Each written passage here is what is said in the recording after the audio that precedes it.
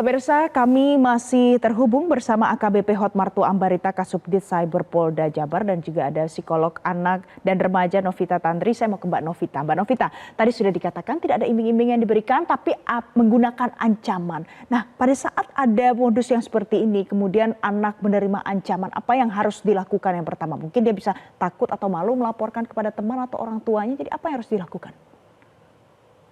Ya, ini juga mungkin peringatan buat orang tua, jadi pembelajaran juga ya Mbak ya, supaya ada komunikasi antara orang tua dan anak dengan pendidikan seks ini. Pendidikan seks jangan dianggap bahwa mengajarkan anak untuk melakukan hubungan suami istri atau persetubuhan.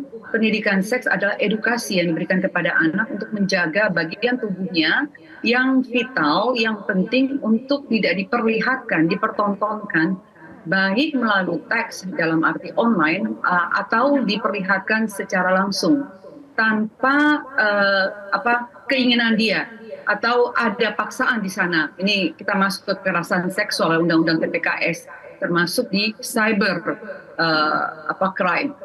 Nah, yang harus diajarkan anak bahwa bagian tubuh yang ditutupi oleh pakaian renang. Jadi bisa di situ adalah payudaranya kalau perempuan, lalu adalah vagina, penis, dan juga bagian anus atau pantat. Pada saat menyebutkan kata ini tidak dipakai dengan bahasa atau kata pengganti yang lainnya. Sehingga anak-anak tahu ini penting sekali sehingga mereka harus bisa menjaganya. Lalu yang lain lagi adalah di bagian mulut. Karena terkadang ini kalau secara fisik tidak ada penetrasi dan tidak ada bekas, bagian mulut dengan oral seks itu biasanya dilakukan oleh predator seksual. Kita masuk lagi kepada online. Ajarkan anak-anak untuk bisa memilah dan memilih teman-teman yang dia kenal saja, mungkin dari teman sekolah yang sama atau dari teman sekolah yang lain yang betul-betul ada mutual friends-nya. Jadi kalau tidak ada mutual friends, berarti orang ini kamu tidak kenal.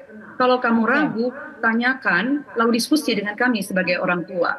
Karena terkadang orang tua tidak melihat anak-anak berada di dalam rumah, dianggap aman, dan akhirnya kesibukan masing-masing terlena dan anak ini punya kebiasaan yang baru yang tidak bisa lagi ditelusuri oleh orang tua.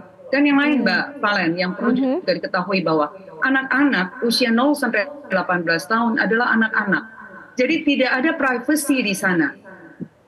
Karena anak masih di bawah pengawasan orang tua, apapun yang ditonton oleh anak, apapun yang dilihat oleh anak, orang tua wajib tahu. Kecuali dia sudah masuk di usia di atas 18 tahun. 18 tahun ke bawah, pengawasan dan privacy ini tidak bisa tidak bisa diberikan sepenuhnya kepada anak-anak. Ada hal-hal seperti apa yang dia tonton, orang tua wajib untuk mengetahui, termasuk password. Baik, jadi karena korban ini dalam kasus ini usianya 13 tahun, jadi kita kategorikan sebagai anak-anak. Jelajahi cara baru mendapatkan informasi. Download Metro TV Extend sekarang.